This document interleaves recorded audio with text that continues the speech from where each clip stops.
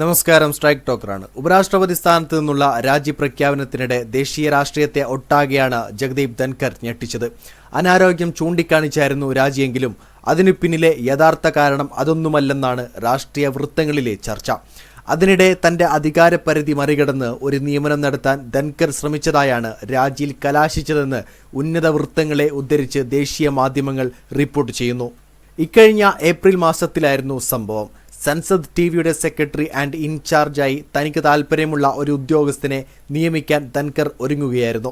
Appointments committee of the cabinet മാത്രം നടത്താൻ കഴിയുന്ന നിയമനമാണത്രേ തന്റെ അധികാരപരിധി മറികടന്നുകൊണ്ട് നടത്താൻ ധൻകർ ശ്രമിച്ചത്. അട്ടിമറിക്ക് സമാനമായ സാഹചര്യമായിരുന്നു രൂപം കൊണ്ടതെന്നാണ് സർക്കാർ വൃത്തങ്ങൾ പറയുന്നത്. രജിത് പഹാനി ഏപ്രിൽ മാസത്തിൽ സൻസദ് ടിവിയുടെ സെക്രട്ടറി ആൻഡ് ഇൻചാർജ് സ്ഥാനത്ത് നിന്ന് സ്കിൻ ഡെവലപ്മെന്റ് സെക്രട്ടറിയായി പോയതിന് പിന്നാലെ ഒരു ജൂനിയർ ഓഫീസറെ ആ തസ്തികയിലേക്ക് നിയമിക്കാൻ ധൻകർ താൽപ്പര്യപ്പെടുകയായിരുന്നു എന്നാണ് വിവരം. ACCക്ക് മാത്രം നിയമനം നടത്താവുന്ന തസ്തികയിൽ ഉൾപ്പെട്ടതാണിത്.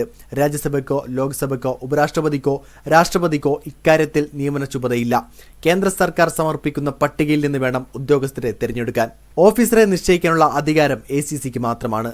ഈ സംഭവ വികാസങ്ങൾ നടക്കുന്ന സമയത്ത് പ്രധാനമന്ത്രി നരേന്ദ്രമോദി വിദേശത്തായിരുന്നു. ഉന്നതോദ്യോഗസ്ഥർ വിഷയത്തിൽ ഇടപെടുകയും തടയാൻ ശ്രമിച്ചു. ഉദ്യോഗസ്ഥനോട് ആ തസ്തിക ഏറ്റെടുക്കരുതെന്ന് പറഞ്ഞു.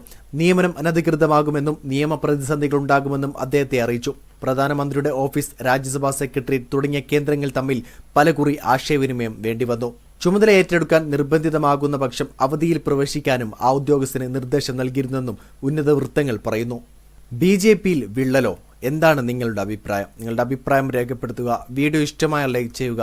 കൂടുതൽ വീഡിയോസുകൾക്കായി ഈ ചാനലിലൂടെ തന്നെ സബ്സ്ക്രൈബ് ചെയ്യുക. This is strike talker signing off.